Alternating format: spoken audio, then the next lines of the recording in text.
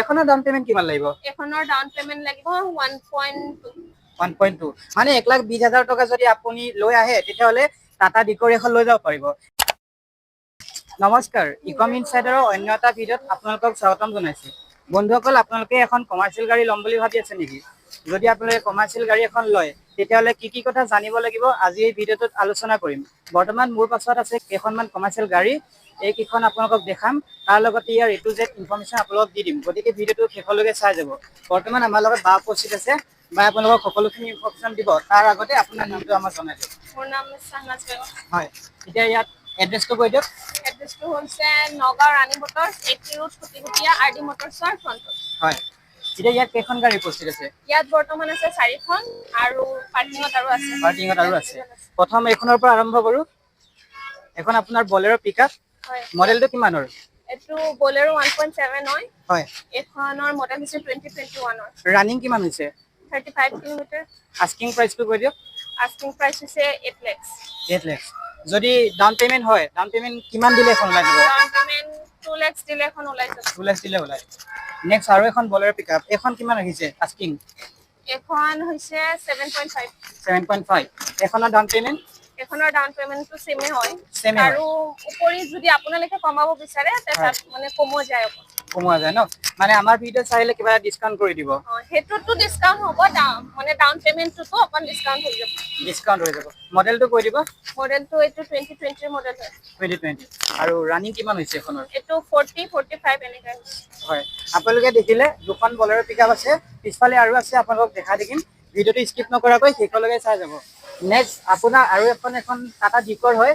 এখনৰ মডেল কিমান? এখনৰ মডেল হৈছে 2017। 2017ৰ। ৰানিং কিমান হৈছে? এটো 50 to 55 হৈছে।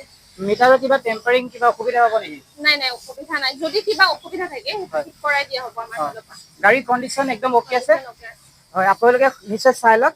গাড়ীৰ কন্ডিশন ওকে হৈ আছে। এখনৰ ডাউন পেমেন্ট কিমান লাগিব? এখনৰ ডাউন পেমেন্ট লাগিব 1.2। 1.2 মানে 1,20,000 টকা যদি আপুনি লৈ আহে তেতিয়াহলে টাটা ডিকৰ এখন লৈ যাব পাৰিব। নেক্সট আৰু এখন বলেৰো পিকআপ। এইখনৰ মডেলটো কিমান? এখনৰ মডেল হৈছে 2018ৰ। 2018ৰ। এখন ৰানিং? এখন ৰানিং 55। 55। তাৰপিছত এইখন আস্কিং কিমান আহিছে? এখনৰ আস্কিং আছে 5.5। 5.5। তাৰবাদে কিবা ফেচিলিটি অসুবিধা?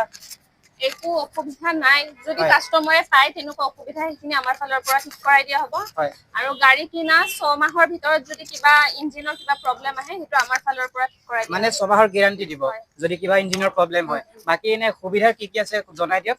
সুবিধা আৰু তেনেকুৱা যদি আপোনালোকৰ ভিডিঅ'ৰ থ্ৰুৰে আহে অলপ মানে ডিসকাউন্ট হ'ব, বা এনেকুৱাও যদি হতে ধৰক ভাবিলে যে এখন গাড়ী ল'বই ফিক্স কৰিছে, তো আমাৰ ফালৰ পৰা যদি ছাৰৰ লগত কিবা এটা কথা পাতে তে ছাৰে তাৰ উপৰিও কমাই দিয়া হ'ব। তাৰ উপৰিও কমাই দিব। এতিয়া যে ইয়াত 4খন গাড়ী আছে, 3খন বলেৰো পিকআপ আৰু এখন ডিকৰ, তাৰ বাদে যদি আমাৰ অডিয়েন্সক বেলেগ ধৰণৰ গাড়ী লাগে আপোনালোকে সেয়া গাড়ী ডেলিভাৰী দিব পাৰিব?